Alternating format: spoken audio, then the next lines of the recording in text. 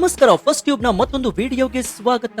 ಸ್ನೇಹಿತರೆ, ರಾಜಕೀಯದಲ್ಲಿ ಒಂದು ಮಾತಿದೆ, ವಿನಾಶಕಾಲೇ ವಿಪರೀತ ಬುದ್ಧಿ ಅಂತ. ಇವತ್ತು ಪಶ್ಚಿಮ ಬಂಗಾಳದ ರಾಜಕೀಯ ಪರಿಸ್ಥಿತಿಯನ್ನು ಗಮನಿಸ್ತಾ ಇದ್ರೆ ಅಕ್ಷರಶಃ ಇದೇ ಮಾತು ನೆನಪಾಗ್ತಾ ಇದೆ. ಕೋಲ್ಕತ್ತಾದಿಂದ ದೆಹಲಿಯವರೆಗೆ ನಡೀತಾ ಇರುವಂತಹ ಹೈ ವೋಲ್ಟೇಜ್ ಡ್ರಾಮಾ ಇದೀಗ ಅಂತಿಮ ಹಂತಕ್ಕೆ ಬಂದ್ ನಿಂತಿದೆ. ಒಂದ್ ಕಡೆ ದೇಶದ ಅತ್ಯುನ್ನತವಾಗಿರುವಂತಹ ನ್ಯಾಯಾಲಯವಾಗಿರುವಂತಹ ಸುಪ್ರೀಂ ಕೋರ್ಟ್ ನ ಚಾಟಿ ಏಟು, ಮತ್ತೊಂದು ಕಡೆ ಕೇಂದ್ರ ಗೃಹ ಇಲಾಖೆಯ ಒಕ್ಕಿನ ಹಿಡಿ, ಇನ್ನೊಂದ್ ಕಡೆ ಸ್ವಂತ ತಪ್ಪುಗಳಿಂದಲೇ ಹೆಣೆದುಕೊಂಡಿರುವಂತಹ ಜೇಡರ ಬಲಿಯಲ್ಲಿ ಸಿಲುಕಿರುವಂತಹ ಮಮತಾ ಬ್ಯಾನರ್ಜಿ. ಹೌದು, ಪಶ್ಚಿಮ ಬಂಗಾಳದಲ್ಲಿ ಟಿಎಂಸಿ ಮತ್ತು ಬಿಜೆಪಿ ನಡುವಿನ ಸಂಘರ್ಷ ಈಗ ಬೀದಿ ಜಗಳವಾಗಿ ಉಳಿದಿಲ್ಲ. ಅದು ಸಂವಿಧಾನ ಮತ್ತು ಅರಾಜಕತೆ ನಡುವಿನ ಯುದ್ಧವಾಗಿ ಬದಲಾಗಿದೆ. ಮಮತಾ ಬ್ಯಾನರ್ಜಿ ಅವರ ಸರ್ಕಾರಕ್ಕೆ ಈಗ ಒಂದರ ಮೇಲೊಂದು ಆಘಾತಗಳು ಎದುರಾಗ್ತಾ ಇವೆ. ಹೈಕೋರ್ಟ್ ನಲ್ಲಿ ಮುಖಭಂಗವಾಗಿದೆ. ಸುಪ್ರೀಂ ಕೋರ್ಟ್ ನಲ್ಲಿ ನಿರೀಕ್ಷೆಯೇ ಮಾಡದಂತಹ ಶಾಕ್ ಸಿಕ್ಕಿದೆ. ಖುದ್ದು ಸುಪ್ರೀಂ ಕೋರ್ಟ್ ನ ನ್ಯಾಯಮೂರ್ತಿಗಳ ಮುಂದೆಯೇ ಕೈ ಮುಗಿದು ನನ್ನನ್ನ ಬಚಾವ್ ಮಾಡಿ ಅಂತ ಕೇಳಿಕೊಳ್ತಾ ಇರುವಂತಹ ಪರಿಸ್ಥಿತಿ ಪಶ್ಚಿಮ ಬಂಗಾಳದ ಸರ್ಕಾರಕ್ಕೆ ಬಂದೊದಗಿದೆ ಅಂತಂದ್ರೆ ಅಲ್ಲಿನ ಪರಿಸ್ಥಿತಿ ಎಷ್ಟರ ಮಟ್ಟಿಗೆ ಗಂಭೀರವಾಗಿದೆ ಅಂತ ನೀವೇ ಒಮ್ಮೆ ಊಹಿಸಿಕೊಳ್ಳಿ. ಇವತ್ತಿನ ಈ ವಿಡಿಯೋದಲ್ಲಿ ನಾವು 5 ಪ್ರಮುಖ ಸ್ಫೋಟಕ ವಿಚಾರಗಳನ್ನ ಚರ್ಚೆ ಮಾಡ್ತಾ ಇದ್ದೀವಿ. ಮಮತಾ ಬ್ಯಾನರ್ಜಿ ವಿರುದ್ಧ ಬಿಜೆಪಿ ಹೂಡಿರುವ ಮಹಾರಾಷ್ಟ್ರ ಮಾಡೆಲ್ ತಂತ್ರಗಾರಿಕೆ ಏನು? ಬಂಗಾಳಿ ಅಸ್ಮಿತೆಯ ಹೆಸರಲ್ಲಿ ದೀದಿ ಆಡ್ತಾ ಇರುವಂತಹ ಡೇಂಜರಸ್ ಗೇಮ್ ಯಾವುದು? ಐಪಿಎಸ್ ಅಧಿಕಾರಿಗಳ ಪಟ್ಟಿಯನ್ನ ಹಿಡಿದು ಅಮಿತ್ ಶಾ ಕಚೇರಿ ಮಾಡ್ತಾ ಇರುವಂತಹ ಪ್ಲಾನ್ ಏನು? ಸುಪ್ರೀಂ ಕೋರ್ಟ್ ಮತ್ತು ಹೈಕೋರ್ಟ್ ಮಮತಾ ಸರ್ಕಾರಕ್ಕೆ ಕೊಟ್ಟಿರುವಂತಹ ಎಚ್ಚರಿಕೆ ಏನು? ಈ ಎಲ್ಲದರ ಮಧ್ಯೆ ಪಶ್ಚಿಮ ಬಂಗಾಳದಲ್ಲಿ ರಾಷ್ಟ್ರಪತಿ ಆಳ್ವಿಕೆ ಜಾರಿಯಾಗುವ ಸಾಧ್ಯತೆ ಎಷ್ಟಿದೆ? ಹಾಗಾದ್ರೆ ಮಮತಾ ಬ್ಯಾನರ್ಜಿ ಜೈಲಿಗೆ ಹೋಗ್ತಾರಾ? ಈ ಎಲ್ಲಾ ಮಾಹಿತಿಯನ್ನ ಇವತ್ತಿನ ಈ ವಿಡಿಯೋದಲ್ಲಿ ನೋಡೋಣ. ಆದ್ರೆ ಅದಕ್ಕೂ ಮುನ್ನ ನಿಮ್ಗೇನನ್ಸುತ್ತೆ? ಇಷ್ಟೆಲ್ಲ ಅವ್ಯವಹಾರಗಳಲ್ಲಿ ತೊಡಗಿರುವಂತಹ ಮಮತಾ ಬ್ಯಾನರ್ಜಿ ಜೈಲಿಗೆ ಹೋಗ್ಬೇಕಾ? ಪಶ್ಚಿಮ ಬಂಗಾಳದಲ್ಲಿ ರಾಷ್ಟ್ರಪತಿ ಆಳ್ವಿಕೆ ಅಥವಾ ಬಿಜೆಪಿ ಅಧಿಕಾರಕ್ಕೆ ಬರಬೇಕಾ? ನಿಮ್ಗೇನನ್ಸುತ್ತೆ ಅಂತ ಕಮೆಂಟ್ ಮಾಡಿ ಹಾಗೂ ವಿಡಿಯೋಗೆ ಲೈಕ್ ಕೊಡಿ. ಸ್ನೇಹಿತರೆ, ಪಶ್ಚಿಮ ಬಂಗಾಳ ಇಂದಿನ ಪರಿಸ್ಥಿತಿಯನ್ನ ಅರ್ಥ ಮಾಡ್ಕೊಳ್ಬೇಕಾದ್ರೆ ನಾವು ಸ್ವಲ್ಪ ದಿನಗಳ ಹಿಂದಷ್ಟೇ ಮಹಾರಾಷ್ಟ್ರದಲ್ಲಿ ನಡೆದಂತಹ ರಾಜಕೀಯ ಬೆಳವಣಿಗೆಯನ್ನ ಒಮ್ಮೆ ತಿರುಗಿ ನೋಡ್ಬೇಕಾಗತ್ತೆ. ಅಲ್ಲೇನಾಯ್ತು ಅಂತಂದ್ರೆ ಉದ್ಧವ್ ಠಾಕ್ರೆ ಮತ್ತು ರಾಜ್ ಠಾಕ್ರೆ ಅವರ ರಾಜಕೀಯ ದಾಳಗಳು ಹೇಗೆ ಉಲ್ಟಾ ಹೊಡೆದಿದ್ವು, ಅದೇ ಇತಿಹಾಸ ಈಗ ಪಶ್ಚಿಮ ಬಂಗಾಳದಲ್ಲಿ ಮರುಕಳಿಸ್ತಾ ಇದೆ. ನಿಮಗ್ ನೆನಪಿರಬಹುದು, ಮುಂಬೈ ಬಿಎಂಸಿ ಎಲೆಕ್ಷನ್ ಮತ್ತು ಮಹಾರಾಷ್ಟ್ರದ ರಾಜಕೀಯದಲ್ಲಿ ಉದ್ಧವ್ ಠಾಕ್ರೆ ಬಣ ಮತ್ತು ರಾಜ್ ಠಾಕ್ರೆ ಅವರು ಪ್ರಾದೇಶಿಕವಾದವನ್ನ ಅತಿಯಾಗಿ ಬಳಸಿಕೊಂಡಿದ್ರು. ಉತ್ತರ ಭಾರತೀಯರು ದಕ್ಷಿಣ ಭಾರತೀಯರು ಲುಂಗಿ ಪುಂಗಿ ರಸ್ಮಲೈ ಅಂತೆಲ್ಲ ಅವಹೇಳನಕಾರಿ ಮಾತುಗಳನ್ನ ಆಡಿ ಹೊರಗಿನವರನ್ನ ಓಡಿಸಬೇಕು ಎಂಬಂತಹ ದ್ವೇಷದ ರಾಜಕಾರಣ ಮಾಡಿದ್ರು. ಆದ್ರೆ ಇದರ ಫಲಿತಾಂಶ ಏನಾಯ್ತು? ಯಾರನ್ನೆಲ್ಲ ಅವರು ವಿರೋಧಿಸಿದ್ರು ಆ ಉತ್ತರ ಭಾರತೀಯರು, ದಕ್ಷಿಣ ಭಾರತೀಯರು ಮತ್ತು ಸ್ಥಳೀಯ ಮರಾಠಿಗರ ಒಂದು ದೊಡ್ಡ ವರ್ಗವೇ ಒಗ್ಗೂಡಿತ್ತು.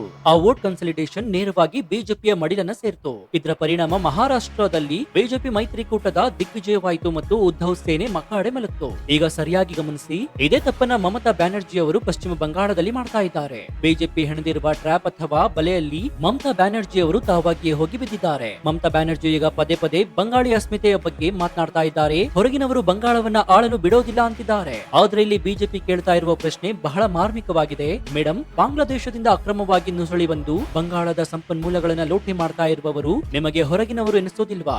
ಆದ್ರೆ ಇದೇ ಭಾರತದ ಬೇರೆ ರಾಜ್ಯಗಳಿಂದ ಬಂದು ಬಂಗಾಳದಲ್ಲಿ ನೆಲೆಸಿರುವ ಭಾರತೀಯರು ನಿಮಗೆ ಹೊರಗಿನವರಾಗಿದ್ದಾರಾ?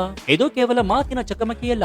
ಮಮತಾ ಬ್ಯಾನರ್ಜಿ ಅವರ ಈ ದ್ವಂದ್ವ ನೀತಿಯೇ ಈಗ ಬಿಜೆಪಿಗೆ ಪ್ರಬಲ ಅಸ್ತ್ರವಾಗಿದೆ. ಒಂದ್ ಕಡೆ ಬಾಂಗ್ಲಾ ವಲಸಿಗರ ಪರವಾಗಿ ಮಮತಾ ಸಾಫ್ಟ್ ಕಾರ್ನರ್ ಅನ್ನು ಹೊಂದಿದ್ದಾರೆ ಎಂಬಂತಹ ಆರೋಪವಿದೆ. ಇನ್ನೊಂದು ಕಡೆ ಸ್ವಂತ ದೇಶದ ಜನರನ್ನೇ ಹೊರಗಿನವರು ಅಂತ ಕರೀತಾ ಇರುವ ಮೂಲಕ ರಾಷ್ಟ್ರೀಯ ಭಾವನೆಗೆ ಧಕ್ಕೆಯನ್ನು ತರ್ತಾ ಇದ್ದಾರೆ. ಮಹಾರಾಷ್ಟ್ರದಲ್ಲಿ ಹೇಗೆ ಜನ ಒಗ್ಗೂಡಿ ಬಿಜೆಪಿಗೆ ಮತ ಹಾಕಿದ್ರು, ಅದೇ ರೀತಿ ಪಶ್ಚಿಮ ಬಂಗಾಳದಲ್ಲೂ ಕೂಡ ಹಿಂದೂ ಮತಗಳ ಧ್ರುವೀಕರಣ ಮತ್ತು ರಾಷ್ಟ್ರೀಯವಾದಿ ಮತಗಳ ಕ್ರೋಢೀಕರಣವಾಗ್ತಾ ಇದೆ. ಇದು ಮಮತಾ ಪಾಲಿಗೆ ನುಂಗಲಾಗದ ತುಪ್ಪವಾಗಿದೆ.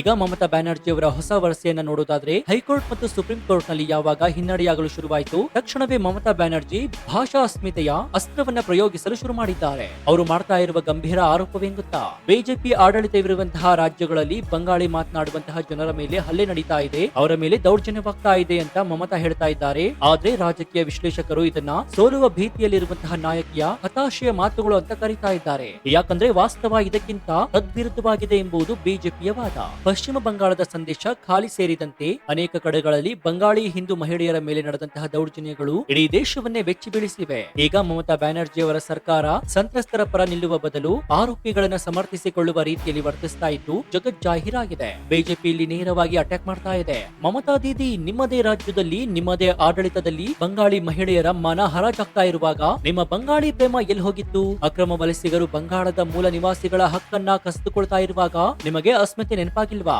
ಇಂತಹ ಪ್ರಶ್ನೆಗಳು ಇದೀಗ ತೀಕ್ಷ್ಣವಾಗಿ ತೂರಿ ಬರ್ತಾ ಇವೆ. ಒಂದ್ ಕಡೆ ಬಾಂಗ್ಲಾದೇಶಿಗರ ಮೇಲೆ ಮಮಕಾರ, ಮತ್ತೊಂದ್ ಕಡೆ ಸ್ವಂತ ದೇಶದ ಜನರ ಮೇಲೆ ದ್ವೇಷ.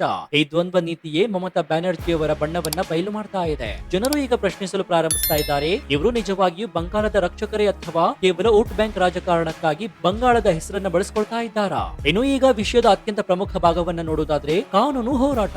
ರಾಜಕೀಯ ಭಾಷಣಗಳಿಂದ ಜನರನ್ನ ದಿಕ್ಕು ತಪ್ಪಿಸಬಹುದು, ಆದ್ರೆ ನ್ಯಾಯಾಲಯದಲ್ಲಿ ಸಾಕ್ಷ್ಯಾಧಾರಗಳೇ ಮಾತನಾಡ್ತಾ ಇವೆ. ಇಲ್ಲಿ ಮಮತಾ ಬ್ಯಾನರ್ಜಿ ಸಂಪೂರ್ಣವಾಗಿ ಸೋತು ಹೋಗಿದ್ದಾರೆ. ಇತ್ತೀಚೆಗೆ ಸುಪ್ರೀಂ ಕೋರ್ಟ್ ನಲ್ಲಿ ನಡೆದಂತಹ ವಿಚಾರಣೆ ವೇಳೆ ಮಮತಾ ಸರ್ಕಾರ ಪರ ವಕೀಲರು ನ್ಯಾಯಮೂರ್ತಿ ಸೂರ್ಯಕಾಂತ್ ಅವರ ಮುಂದೆ ನಡೆದುಕೊಂಡ ರೀತಿ ಅವರ ಅಸಹಾಯಕತೆಯನ್ನು ಎತ್ತಿ ತೋರಿಸ್ತಾ ಇದೆ. ದಯಮಾಡಿ ನಮ್ಮನ್ನ ರಕ್ಷಿಸಿ, ನಮ್ಮ ಅಧಿಕಾರಿಗಳನ್ನ ಬಂಧಿಸಬೇಡಿ ಅಂತ ಕೇಳಿಕೊಳ್ಳುವ ಹಂತಕ್ಕೆ ರಾಜ್ಯ ಸರ್ಕಾರ ತಲುಪಿದೆ. ಇದಕ್ಕೆ ಕಾರಣ ಇಡಿ ಅಧಿಕಾರಿಗಳ ಮೇಲೆ ನಡೆದ ಹಲ್ಲೆ ಮತ್ತು ತನಿಖೆಗೆ ಅಡ್ಡಪಡಿಸಿದ ಪ್ರಕರಣ. ಸಾಮಾನ್ಯವಾಗಿ ಒಂದು ರಾಜ್ಯದ ಮುಖ್ಯಮಂತ್ರಿಗಳು ಭ್ರಷ್ಟಾಚಾರದ ವಿರುದ್ಧ ತನಿಖೆಗೆ ಸಹಕರಿಸಬೇಕು. ಆದ್ರೆ ಪಶ್ಚಿಮ ಬಂಗಾಳದಲ್ಲಿ ಏನಾಯಿತು? ಇಡಿ ಅಧಿಕಾರಿಗಳು ರೇಷನ್ ಹಗರಣದ ತನಿಖೆಗೆ ಹೋದಾಗ ಅವರ ಮೇಲೆಯೇ ಹಲ್ಲೆ ನಡೆದಿತ್ತು. ಇದಷ್ಟೇ ಅಲ್ಲದೆ ಮಮತಾ ಬ್ಯಾನರ್ಜಿ ಅವರ ಪೊಲೀಸರು ಉಲ್ಟಾ ಇಡಿ ಅಧಿಕಾರಿಗಳ ಮೇಲೆಯೇ ಎಫ್ಐಆರ್ ಅನ್ನ ದಾಖಲಿಸಿದ್ರು. ಇದು ಸ್ವತಂತ್ರ ಭಾರತದ ಇತಿಹಾಸದಲ್ಲಿಯೇ ಅತ್ಯಂತ ಅಪರೂಪದ ಮತ್ತು ಆಘಾತಕಾರಿ ಘಟನೆ. ಆದ್ರೆ ಸುಪ್ರೀಂ ಕೋರ್ಟ್ ಈ ಎಫ್ಐಆರ್ ಗಳಿಗೆ ತಡೆ ನೀಡಿದೆ. ಅಂದ್ರೆ ಮಮತಾ ಬ್ಯಾನರ್ಜಿ ಅವರು ಇಡಿ ವಿರುದ್ಧ ಬಳಸಲು ಹೋದಂತಹ ಬ್ರಹ್ಮಾಸ್ತ್ರ ಈಗ ಅವರಿಗೆ ತಿರುಗುಬಾಣವಾಗಿದೆ. ಹೈಕೋರ್ಟ್ ಈಗಾಗಲೇ ಮಮತಾ ಸರ್ಕಾರದ ಅರ್ಜಿಯನ್ನು ವಜಾಗೊಳಿಸಿದೆ. ಈಗ ಸುಪ್ರೀಂ ಕೋರ್ಟ್ ಕೂಡ ಇಡಿ ಸಲ್ಲಿಸಿರುವಂತಹ ಸಾಕ್ಷ್ಯಗಳನ್ನ ನೋಡಿ ರಾಜ್ಯ ಸರ್ಕಾರವನ್ನ ತರಾಟೆಗೆ ತೆಗೆದುಕೊಂಡಿದೆ. ಇಡಿ ನ್ಯಾಯಾಲಯಕ್ಕೆ ಸಲ್ಲಿಸಿರುವ ಸಾಕ್ಷ್ಯಗಳು ಸಾಮಾನ್ಯವಾದದ್ದಲ್ಲ. ಅದರಲ್ಲಿ ಮೊದಲನೆಯದು ಡಿಜಿಟಲ್ ಎವಿಡೆನ್ಸ್. ಇಡಿ ಅಧಿಕಾರಿಗಳ ಮೇಲೆ ದಾಳಿ ನಡೆಯುವ ಮೊದಲು ವಾಟ್ಸ್ಆಪ್ ಗ್ರೂಪ್ ನಲ್ಲಿ ಹೇಗೆ ಮೆಸೇಜ್ಗಳು ಹರಿದಾಡಿದ್ವು, ಜನರನ್ನ ಹೇಗೆ ಸೇರಿಸಲಾಯಿತು ಎನ್ನುವ ಸ್ಕ್ರೀನ್ ಶಾಟ್ ಗಳನ್ನ ಇಡಿ ನೀಡಿದೆ. ಏನು ಇಮೇಲ್ ಸಾಕ್ಷ್ಯ ಕೂಡ ಇಲ್ಲಿ ಪ್ರಮುಖ ಪಾತ್ರವನ್ನು ವಹಿಸ್ತಾ ಇದೆ. ನಾವು ದಾಳಿ ಮಾಡುವ ಮೊದಲು ಮಾಹಿತಿ ನೀಡಿಲ್ಲ ಎಂಬಂತಹ ರಾಜ್ಯ ಸರ್ಕಾರದ ವಾದಕ್ಕೆ ಪ್ರತ್ಯುತ್ತರವಾಗಿ ದಾಳಿಗೂ ಮುನ್ನವೇ ಕಳುಹಿಸಲಾಗಿರುವಂತಹ ಇಮೇಲ್ ಪ್ರತಿಯನ್ನ ಕೂಡ ಇಡಿ ನ್ಯಾಯಾಲಯದ ಮುಂದಿಟ್ಟಿದೆ. ಏನು ವಿಡಿಯೋ ಸಾಕ್ಷಿ ಕೂಡ ಇಲ್ಲಿ ಪ್ರಮುಖ ಪಾತ್ರವನ್ನು ವಹಿಸ್ತಾ ಇದೆ. ತನಿಖೆಗೆ ಅಡ್ಡಿಪಡಿಸಿ ಸಾಕ್ಷ್ಯಗಳಿದ್ದಂತಹ ಫೈಲ್ ಅನ್ನ ಮತ್ತು ದಾಖಲೆಗಳನ್ನ ಹೇಗೆ ನಾಶಪಡಿಸಲಾಯಿತು ಅಥವಾ ಸ್ಥಳಾಂತರಿಸಲಾಯಿತು ಎಂಬುವಂತಹ ವಿಡಿಯೋ ತುಣುಕುಗಳು ಕೂಡ ಈಗ ನ್ಯಾಯಾಲಯದ ಕಡತ ಸೇರಿವೆ. ಈ ಸಾಕ್ಷ್ಯಗಳನ್ನ ನೋಡಿದ ನಂತರ ನ್ಯಾಯಾಲಯಕ್ಕೆ ಸ್ಪಷ್ಟವಾಗಿದೆ, ಇಲ್ಲಿ ನಡೆದಿರುವುದು ಕೇವಲ ಕಾನೂನು ಸುವ್ಯವಸ್ಥೆಯ ವೈಫಲ್ಯವಲ್ಲ, ಇದೊಂದು ವ್ಯವಸ್ಥಿತವಾದಂತಹ ಸಾಕ್ಷ್ಯನಾಶದ ಸಂಚು ಅಂತ. ಇನ್ನು ನ್ಯಾಯಾಲಯದ ಪ್ರಕ್ರಿಯೆ ಒಂದು ಕಡೆಯಾದ್ರೆ ಕೇಂದ್ರ ಗೃಹ ಸಚಿವಾಲಯ ಮತ್ತೊಂದು ಕಡೆಯಿಂದ ತನ್ನ ಕುಣಿಕೆಯನ್ನ ಬಿಗಿಗೊಳಿಸ್ತಾ ಇದೆ. ಕೇಂದ್ರ ಗೃಹ ಸಚಿವ ಅಮಿತ್ ಶಾ ಅವರು ಈ ವಿಚಾರವನ್ನ ಅತ್ಯಂತ ಗಂಭೀರವಾಗಿ ಪರಿಗಣಿಸಿದ್ದಾರೆ. ಪಶ್ಚಿಮ ಬಂಗಾಳದ ಇಡಿ ಅಧಿಕಾರಿಗಳಿಗೆ ಕೇಂದ್ರ ಗೃಹ ಇಲಾಖೆಯಿಂದ ಒಂದು ಸ್ಪಷ್ಟವಾದ ಸೂಚನೆ ಬಂದಿದೆ. ನಿಮ್ಮ ಮೇಲೆ ಹಲ್ಲೆ ನಡೆದಾಗ ಅಲ್ಲಿದ್ದವರು ಯಾರ್ಯಾರು, ತನಿಖೆಗೆ ಅಡ್ಡಿಪಡಿಸಿದ ಐಪಿಎಸ್ ಅಧಿಕಾರಿಗಳು ಯಾರು, ಮಮತಾ ಬ್ಯಾನರ್ಜಿ ಅವರ ಜೊತೆಗೂಡಿ ಯಾರೆಲ್ಲ ಕಾನೂನು ಉಲ್ಲಂಘನೆ ಮಾಡಿದ್ದಾರೆ, ಪ್ರತಿಯೊಬ್ಬರ ಹೆಸರನ್ನು ಪಟ್ಟಿ ಮಾಡಿ ವರದಿ ಕಳುಹಿಸಿ. ಈಗಾಗಲೇ ಒಂದು ದೊಡ್ಡ ಪಟ್ಟಿಯೇ ತಯಾರಾಗಿದೆ. ಬಿಜೆಪಿ ನಾಯಕ ಸುವೇಂದು ಅಧಿಕಾರಿಯವರು ಬಹಿರಂಗವಾಗಿಯೇ ಕೆಲವು ಅಧಿಕಾರಿಗಳ ಹೆಸರನ್ನು ಪ್ರಸ್ತಾಪಿಸಿದ್ದಾರೆ. ಪ್ರಿಯಾ, ಶಾಂತನು ಸೇನ್, ಅಮೀನ್ ಅಲಿ, ಸುದೀಪ್ ಬ್ಯಾನರ್ಜಿ, ಲೇನಾ ಭಟ್ಟಾಚಾರ್ಯ, ಮೃತ್ಯುಂಜಯ್ ರಾಯ್, ಸೈಗಲ್ ವಿಶ್ವಾಸ್ ಹೀಗೆ ದೊಡ್ಡ ದೊಡ್ಡ ಹುದ್ದೆಯಲ್ಲಿರುವ ಅಧಿಕಾರಿಗಳ ಹೆಸರುಗಳು ಈ ಪಟ್ಟಿಯಲ್ಲಿವೆ ಎನ್ನಲಾಗ್ತಾ ಇದೆ. ಅದರಲ್ಲೂ ಮುಖ್ಯವಾಗಿ ಪಶ್ಚಿಮ ಬಂಗಾಳದ ಡಿಜಿಪಿ ರಾಜೀವ್ ಕುಮಾರ್ ಮತ್ತು ಪೊಲೀಸ್ ಆಯುಕ್ತ ಮನೋಜ್ ಕುಮಾರ್ ಅವರ ಮೇಲೆ ತೂಗುಗತ್ತಿ ನೇತಾಡ್ತಾ ಇದೆ. ಇಡೀ ಇಬ್ಬರು ಅಧಿಕಾರಿಗಳ ವಿರುದ್ಧ 3 ಪ್ರಮುಖ ಬೇಡಿಕೆಗಳನ್ನ ಇಟ್ಟಿದ್ದಾರೆ. ಇವರ ವಿರುದ್ಧ ಕೂಡಲೇ ಎಫ್ಐಆರ್ ದಾಖಲಿಸಬೇಕು, ಇವರನ್ನ ಸೇವೆಯಿಂದ ವಜಾ ಮಾಡಬೇಕು, ಇವರ ವಿರುದ್ಧ ಕಾನೂನು ಕ್ರಮ ಜರುಗಿಸಲು ಅನುಮತಿಯನ್ನ ನೀಡಬೇಕು. ಕೇಂದ್ರ ಸರ್ಕಾರದ ತರ್ಕ ಬಹಳ ಸರಳವಾಗಿದೆ. ಐಎಎಸ್ ಮತ್ತು ಐಪಿಎಸ್ ಅಧಿಕಾರಿಗಳು ಸಂವಿಧಾನಕ್ಕೆ ಬದ್ಧವಾಗಿ ಕೆಲಸ ಮಾಡಬೇಕು. ಆದ್ರೆ ಪಶ್ಚಿಮ ಬಂಗಾಳದಲ್ಲಿ ಈ ಅಧಿಕಾರಿಗಳು ಆಡಳಿತ ಪಕ್ಷದ ಕಾರ್ಯಕರ್ತರಂತೆ ವರ್ತಿಸ್ತಾ ಇದ್ದಾರೆ. ಇಡಿ ತನಿಖೆಗೆ ಹೋದಾಗ ಮಮತಾ ಬ್ಯಾನರ್ಜಿ ಅವರ ಜೊತೆಗೂಡಿ ತನಿಖೆಗೆ ಅಡ್ಡಿಪಡಿಸಿದ್ದು ಸ್ಪಷ್ಟ ಉಲ್ಲಂಘನೆಯಾಗಿದೆ. ಹಾಗಾದ್ರೆ ಇಷ್ಟು ದಿನ ಕೇಂದ್ರ ಸರ್ಕಾರ ಯಾಕೆ ಸುಮ್ಮನಿತ್ತು? ಇಂಥದೊಂದು ಪ್ರಶ್ನೆಯನ್ನ ನೀವು ಕೇಳಬಹುದು. ಅದಕ್ಕೊಂದು ಬಲವಾದ ಕಾರಣವಿದೆ. ಈ ಪ್ರಕರಣ ಕೋರ್ಟ್ ನಲ್ಲಿತ್ತು. ಈಗ ಹೈಕೋರ್ಟ್ ಮತ್ತು ಸುಪ್ರೀಂ ಕೋರ್ಟ್ ನಿಂದ ಇಡಿ ಪರವಾಗಿ ಆದೇಶಗಳು ಬರ್ತಾ ಇರೋದ್ರಿಂದ ಕೇಂದ್ರ ಸರ್ಕಾರಕ್ಕೆ ಕ್ರಮ ಕೈಗೊಳ್ಳಲು ನೈತಿಕ ಮತ್ತು ಕಾನೂನಾತ್ಮಕ ಬಲ ಸಿಕ್ಕಂತಾಗಿದೆ. ಈಗೇನಾದ್ರೂ ಕೇಂದ್ರ ಸರ್ಕಾರ ಈ ಅಧಿಕಾರಿಗಳ ವಿರುದ್ಧ ಕ್ರಮ ಕೈಗೊಂಡ್ರೆ ಅದನ್ನು ಪ್ರಶ್ನಿಸಲು ಯಾರಿಂದಲೂ ಕೂಡ ಸಾಧ್ಯವಿಲ್ಲ.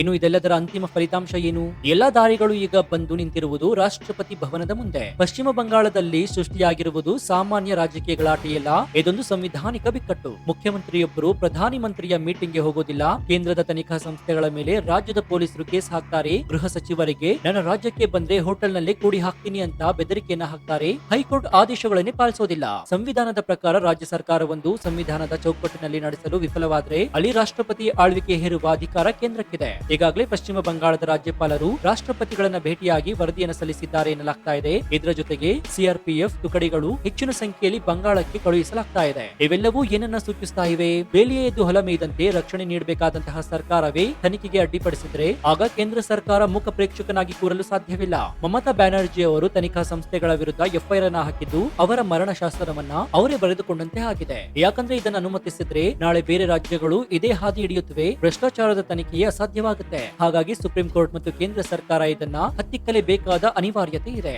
ಒಟ್ಟಾರೆಯಾಗಿ ಇಡೀ ಚಿತ್ರಣವನ್ನ ನೋಡಿದ್ರೆ ಒಂದು ವಿಚಾರ ಸ್ಪಷ್ಟವಾಗುತ್ತೆ. ಮಮತಾ ಬ್ಯಾನರ್ಜಿ ಅವರು ಚಕ್ರವ್ಯೂಹದಲ್ಲಿ ಸಿಲ್ಕೊಂಡಿದ್ದಾರೆ. ಒಂದ್ ಕಡೆ ನ್ಯಾಯಾಂಗ ಕುಣಿಕೆ, ಇನ್ನೊಂದು ಕಡೆ ಕೇಂದ್ರದ ಆಡಳಿತಾತ್ಮಕ ಒತ್ತಡ. ಮಗದೊಂದು ಮತ್ತೊಂದು ಕಡೆ ಬಿಜೆಪಿಯ ರಾಜಕೀಯ ತಂತ್ರಗಾರಿಕೆ. ಆದ್ರೂ ಎಷ್ಟೇ ಬಂಗಾಳಿ ಅಸ್ಮಿತೆಯ ಬಗ್ಗೆ ಮಾತನಾಡಿದ್ರು ಸಾಕ್ಷ್ಯಾಧಾರಗಳು ಅವರ ವಿರುದ್ಧವಾಗಿವೆ. ಬಿಜೆಪಿ ಮತ್ತು ಕಮಿಷನರ್ ಮಟ್ಟದ ಅಧಿಕಾರಿಗಳ ಮೇಲೆಯೇ ಕೇಂದ್ರ ಕ್ರಮ ಕೈಗೊಂಡ್ರೆ ಮಮತಾ ಬ್ಯಾನರ್ಜಿ ಅವರ ಆಡಳಿತ ಯಂತ್ರವೇ ಕುಸಿದು ಬೀಳುತ್ತೆ. ಸೊ ಒಟ್ಟಾರೆಯಾಗಿ ಈ ಬಗ್ಗೆ ನಿಮ್ಮ ಅಭಿಪ್ರಾಯ ಏನು ಅಂತ ಕಮೆಂಟ್ ಮಾಡಿ ಹಾಗೂ ವಿಡಿಯೋಗೆ ಲೈಕ್ ಕೊಡಿ. ಜೊತೆಗೆ ನೀವು ಇನ್ನೂ ನಮ್ಮ ಚಾನೆಲ್ ಅನ್ನು ಸಬ್ಸ್ಕ್ರೈಬ್ ಮಾಡ್ಕೊಂಡಿಲ್ಲ ಅಂದ್ರೆ ಈ ಕೂಡಲೇ ಸಬ್ಸ್ಕ್ರೈಬ್ ಮಾಡಿಕೊಂಡು ಪಕ್ಕದಲ್ಲಿರುವಂತಹ ಬೆಲ್ ಐಕಾನ್ ಅನ್ನು ಪ್ರೆಸ್ ಮಾಡಿ. ಇದರಿಂದ ನಾವು ಹಾಕುವ ಹೊಸ ವಿಡಿಯೋಗಳ ನೋಟಿಫಿಕೇಶನ್ ಮೊದಲು ನಿಮಗೆ ಸಿಗುತ್ತೆ. ಇದಾಗಿತ್ತು ಈ ಕ್ಷಣದ ವಿಶೇಷ. ನೋಡ್ತಾ ಇರಿ ಫಸ್ಟ್ ಟ್ಯೂಬ್ ಕನ್ನಡ. ಧನ್ಯವಾದ.